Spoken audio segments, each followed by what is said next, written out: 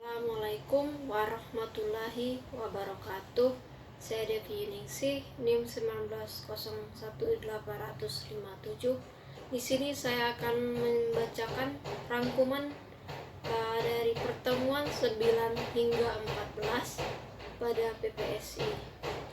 Pada pertemuan 9, manajemen kualitas proyek meliputi aktivitas dan proses-proses penyelenggaraan dari organisasi yang menentukan kebijakan, kualitas, sasaran, dan tanggung jawab sehingga proses akan mencukupi kebutuhan yang sudah dikerjakan. Manajemen kualitas proyek ini menerapkan sistem manajemen kualitas melalui kebijakan dan pemeriksaan prosedur dengan aktivitas peningkatan proses serta kontinu keterkaitan yang sangat erat dengan sejumlah standar internasional seperti ISO, paduan manajemen mutu. Misalnya dalam pembuatan aplikasi diperlihatkan kaidah software engineering yang memenuhi software quality asuransi. Tujuan utama dari manajemen kualitas proyek ini adalah memastikan bahwa proyek akan memuaskan kebutuhan dari klien. Kualitas tidaknya dipandang sejajar dengan ruang lingkup waktu dan biaya proyek. Proses-proses pada manajemen kualitas proyek: rencana kualitas proyek, performa, jaminan kualitas, dan performa kontrol kualitas. Rencana kualitas adalah proses mengidentifikasikan persyaratan-persyaratan kualitas dan standar-standar untuk produk dan proyek dan dokumen bagaimana proyek akan dipertunjukkan pemenuhannya. Rencana ini harus dilakukan secara paralel dengan proses-proses perencanaan proyek lainnya. Performa jaminan kualitas adalah proses auditing dari persyaratan-persyaratan diakibatkan oleh pengukuran-pengukuran kontrol kualitas untuk memastikan standar kualitas sesuai dengan definisi operasional yang digunakan. Performa kontrol kualitas adalah proses hasil rekaman dan pemantauan tentang pelaksanaan aktivitas kualitas untuk menilai performa dan merekomendasikan perubahan-perubahan yang diperlukan. Pada pertemuan 10, RACI adalah suatu metrik yang efektif untuk membagi tugas dan bertanggung jawab kepada para anggota tim. Responsible adalah orang yang bertanggung jawab untuk melakukan tugas yang sudah diembannya sehingga selesai.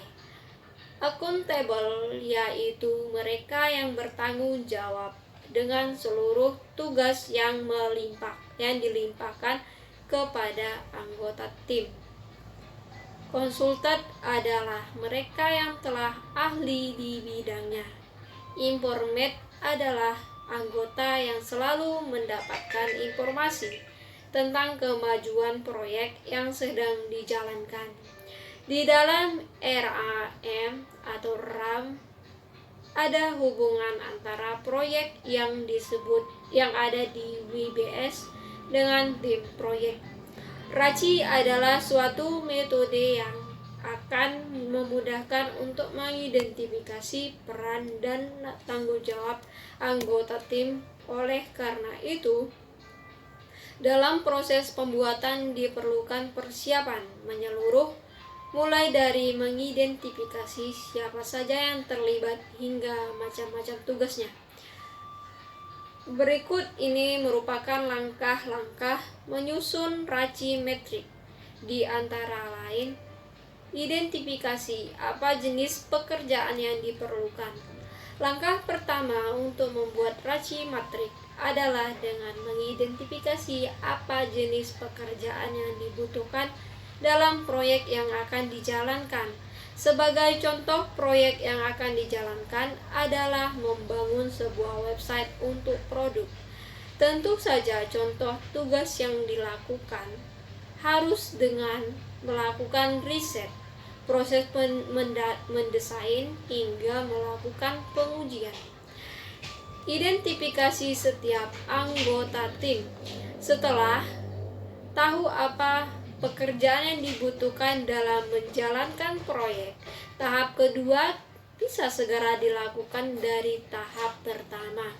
Diketahui bahwa tugas yang diperlukan dilakukan untuk melakukan riset, membuat desain, sehingga melakukan penelitian atau pengujian. Jadi, anggota tim yang terlibat dalam proyek ini harus mereka yang mampu menguasai hal tersebut. Misal saja UX researcher, UI, UX designer, business analysis, web developer, hingga product manager. Mulai gambar matriks setelah sudah tahu apa saja tugas dan orang yang terlibat.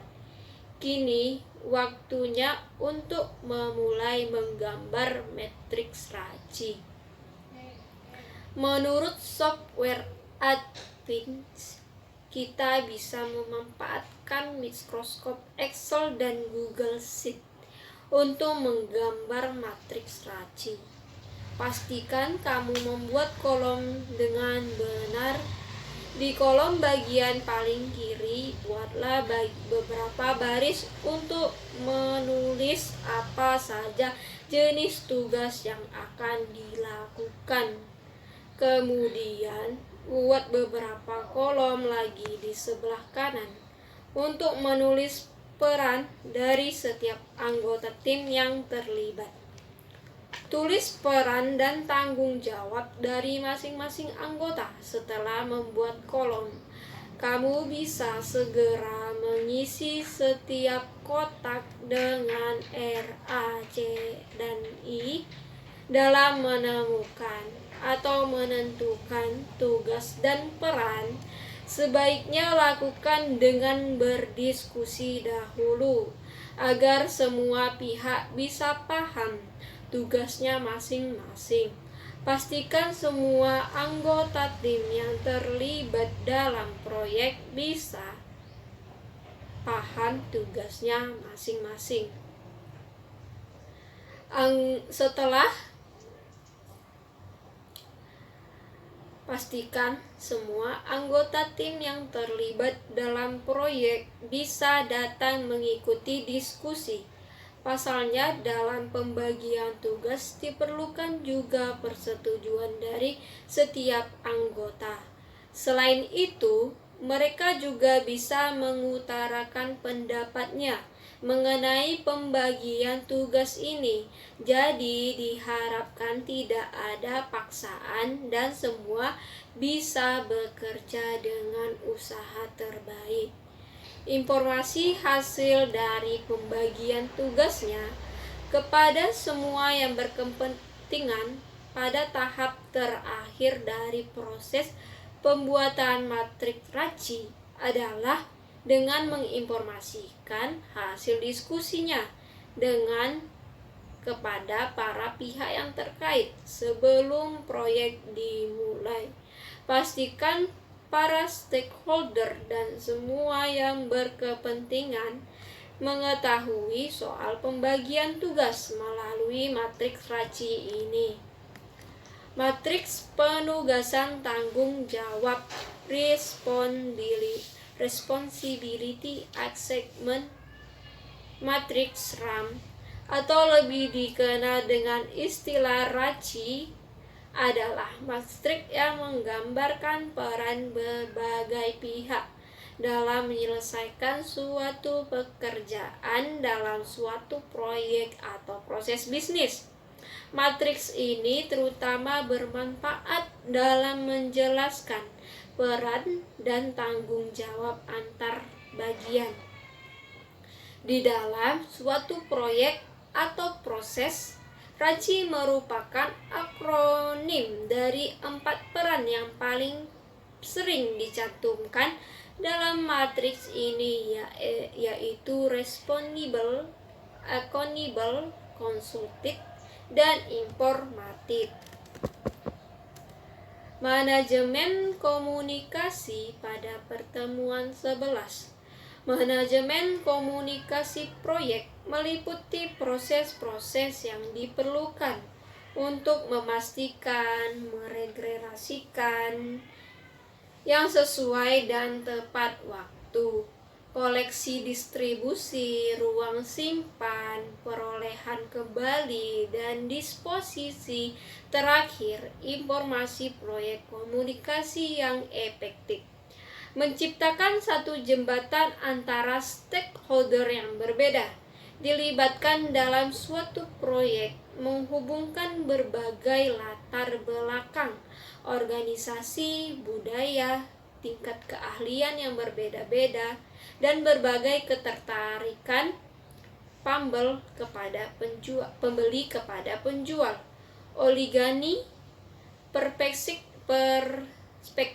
di dalam melaksanakan proyek atau hasil. Proses-proses pada manajemen komunikasi: identifikasi stakeholder, rencana komunikasi, distribusi informasi, mengatur harapan stakeholder, laporan performa. Dimensi potensial aktivitas komunikasi internal dan eksternal dalam proyek seperti pelanggan, media, publik, dan sebagainya. Formal berupa laporan, memo, dan pengarahan singkat. Informal berupa email, diskusi khusus untuk suatu maksud. Variabel horizontal, vertikal, naik turunnya organisasi horizontal dengan panutan-panutan. Pejabat berupa laporan berkala, laporan tahunan yang buka pejabat berupa komunikasi yang tidak boleh diumumkan. Lisan dan tulisan, verbal dan non-verbal, berupa modulasi suara atau bahasa tubuh. Identifikasi stakeholder adalah proses mengidentifikasi semua organisasi atau orang-orang yang dilibatkan oleh proyek dan dokumen informasi terkait mengenai minat mereka, keterkaitan, dan dampak pada kesuksesan proyek. Proyek stakeholder adalah organisasi-organisasi dan orang seperti para pelanggan, sponsor, penyelenggara organisasi dari publik yang dengan aktif dilibatkan di dalam proyek, atau siapa yang berminat bisa secara positif atau negatif dipengaruhi oleh pelaksanaan dan penyelesaian proyek. Rencana komunikasi adalah proses penentuan informasi, keperluan proyek stakeholder, dan melukiskan atau pendekatan komunikasi. Rencana komunikasi memproses rekreasi informasi dan kebutuhan komunikasi stakeholder. Sebagai contoh, siapa yang memerlukan informasi apa, kapan mereka akan memerlukan itu, bagaimana akan diberikan kepada mereka, dan oleh siapa. Distribusi informasi adalah proses bagaimana informasi terkait yang tersedia bagi proyek stakeholder, seperti yang direncanakan. Dalam proses distribusi informasi diperlukan cara yang tepat, orang yang tepat, waktu yang tepat, dan format yang berguna, termasuk dalam menggunakan teknologi untuk meningkatkan distribusi informasi, serta metode formal dan maupun informal. Mengatur harapan stakeholder adalah proses berkomunikasi dan bekerja dengan stakeholder untuk menentukan pengalaman dan isu-isu kebutuhan mereka ketika mereka terjadi, mengatur harapan-harapan, membantu ke arah peningkatan kemungkinan suksesnya proyek dengan memastikan bahan stakeholder dengan memahami manfaat-manfaat dan resiko proyek. Pada pertemuan 12, proses sistematis untuk merencanakan, mengidentifikasikan, menganalisis, dan merespon resiko proyek tujuannya untuk meningkatkan peluang dan dampak peristiwa positif dan mengurangi peluang serta dampak peristiwa merugikan proyek. Manajemen resiko proyek meliputi proses-proses perencanaan dari pelaksanaan manajemen resiko, identifikasi, analisa, tanggapan perencanaan, dan kendali, serta pemantauan dalam suatu proyek sasaran dari manajemen resiko proyek adalah untuk meningkatkan dampak dan kemudian dari kejadian positif dan mengurangi dampak dan kemudian dari kejadian negatif di suatu proyek. Proses-proses pada manajemen risiko proyek, manajemen risiko proyek, rencana risiko proyek, identifikasi risiko, performa analisis risiko kualitatif, performa analisa risiko kuantitatif, respon rencana risiko, monitor dan kontrol risiko.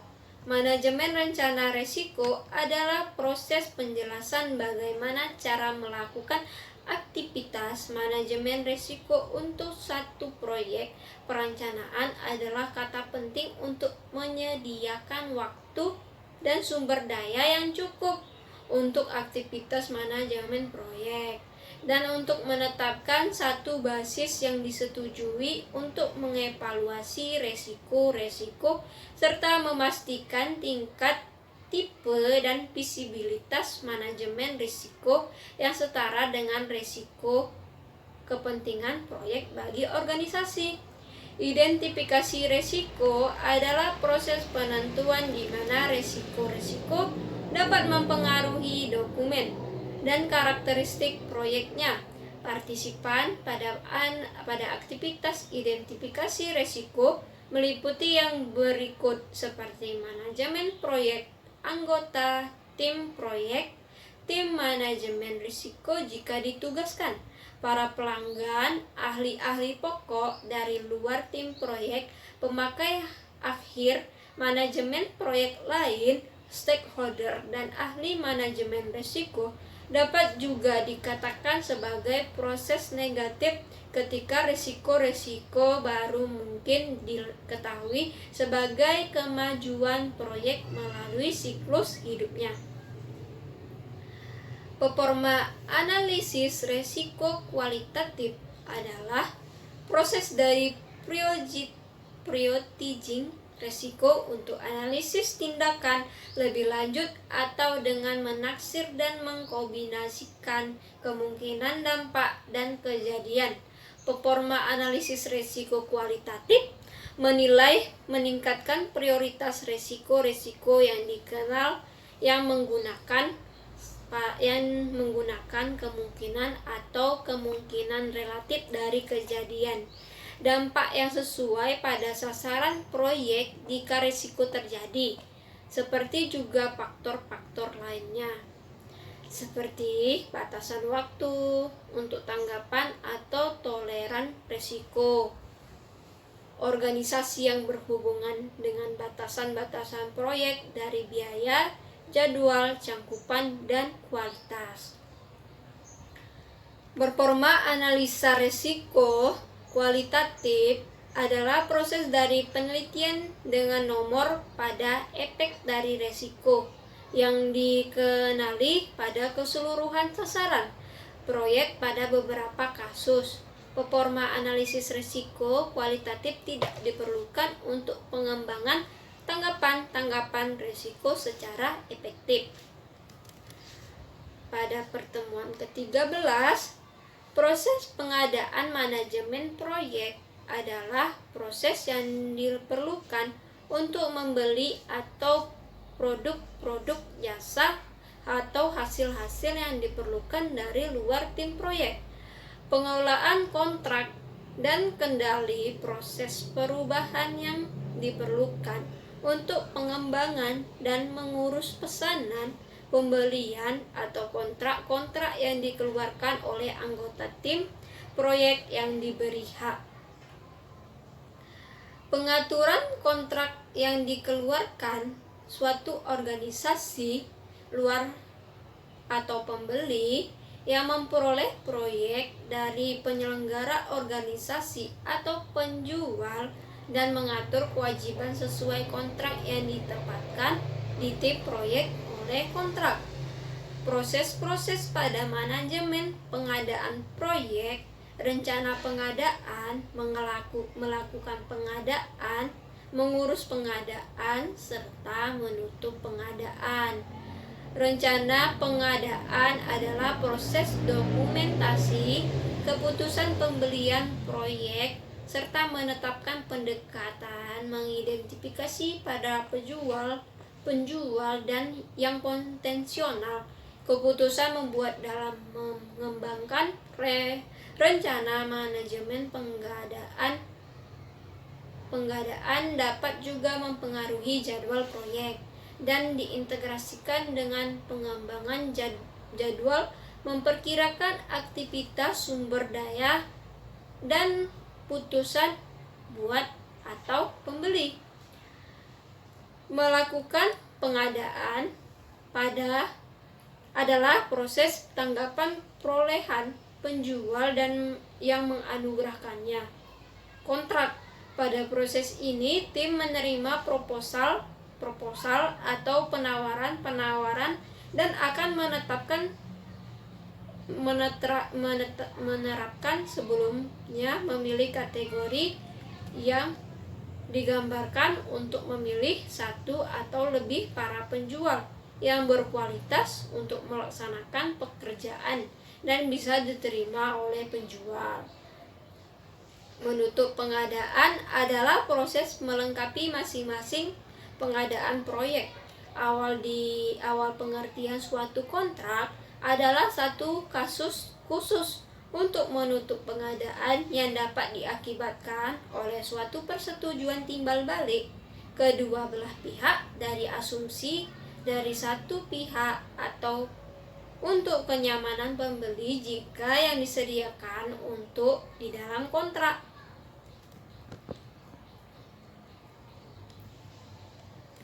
Pada pertemuan ke-14, proyek stakeholder manajemen merupakan proses yang diperlukan untuk mengidentifikasikan orang-orang, kelompok, atau organisasi yang dapat mempengaruhi atau dipengaruhi oleh proyek.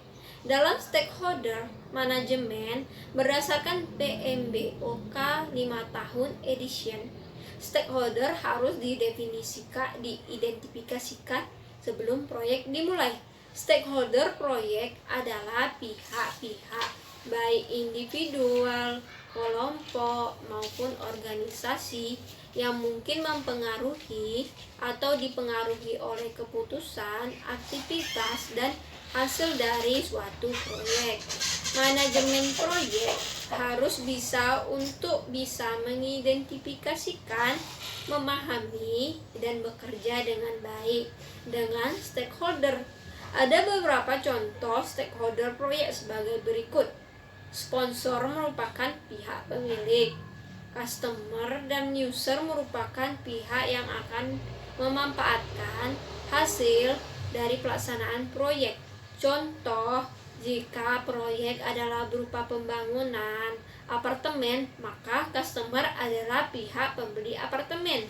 Seller merupakan pihak yang mendukung pelaksanaan proyek dalam konteks onward.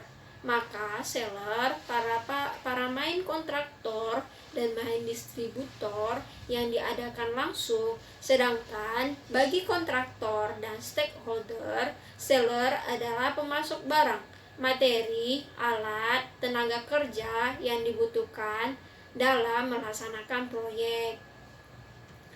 Business partner merupakan pihak-pihak yang memiliki kepentingan bisnis. Dengan adanya proyek tersebut, maka proyek beroperasi. Contoh jika proyek adalah ternilai bandara, maka pihak airlines, pemasok bahan bakar pesawat, pemasok makanan, penyedia layanan komunikasi dapat dikatakan sebagai bisnis partner. Organizational group merupakan pihak yang berupa kelompok organisasi yang terkait dengan proyek. Fungsional manager merupakan pihak yang terkait dengan pelaksanaan proyek, di mana fungsinya adalah sebagai supporting. Contoh adalah manajer keuangan, manajer SDM, manajer pemasaran. Institusi keuangan merupakan pihak yang berkaitan dengan proses pendanaan proyek seperti bank atau lembaga keuangan lainnya.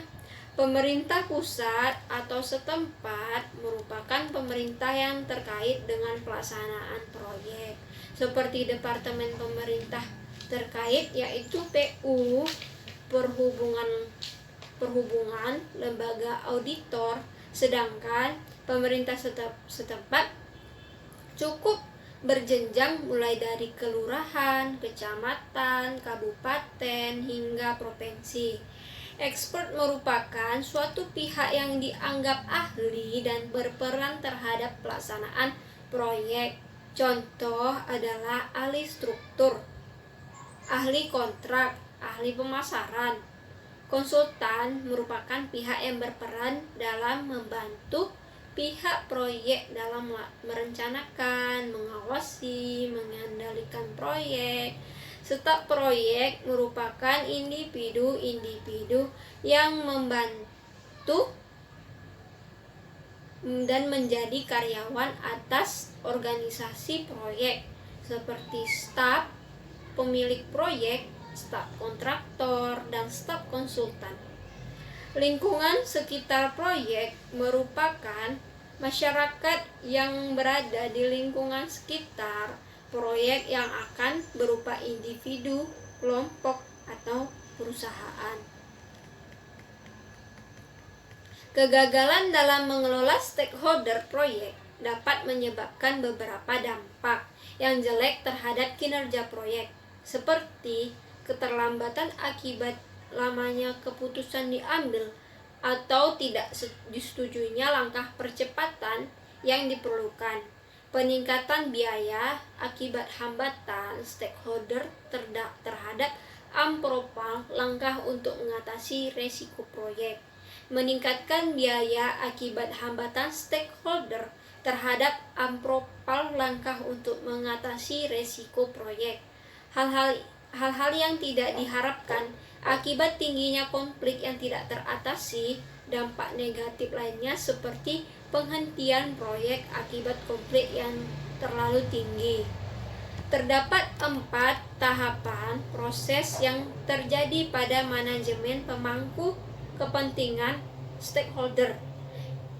Yang pertama, mengidentifikasi pemangku kepentingan. Keluaran dari proses ini adalah daftar pemangku kepentingan atau ATAL stakeholder. Perencanaan manajemen pemangku kepentingan melibatkan penentuan strategi untuk secara efektif melibatkan pemangku kepentingan dalam keputusan dan kegiatan proyek berdasarkan kebutuhan, minat, dan potensi dapat dampak proyek. Keluaran dari proses ini adalah pemangku kepentingan dan pembaharuan dokumen proyek, mengelola keterlibatan pemangku kepentingan, melibat komunikasi, dan bekerja dengan pemangku kegiatan proyek keluaran yang ada, log masalah, permintaan perubahan, pembaharuan rencana kegiatan proyek, pembaharuan aset organisasi. Mengontrol keterlibatan pemangku kepentingan, melibatkan pemangku selaku kepentingan dan menyesuaikan rencana strategi untuk melibatkan pemangku kepentingan sesuai kebutuhan keluarannya adalah informasi kinerja, permintaan perubahan, pembaharuan dokumen proyek, dan pembaharuan aset organisasi. Hal-hal yang penting yang terdapat pada overview di atas dapat disimpulkan sebagai berikut. Stakeholder harus teridentifikasi sebelum proyek dimulai dengan input project charter, prosedur payment document, and interface and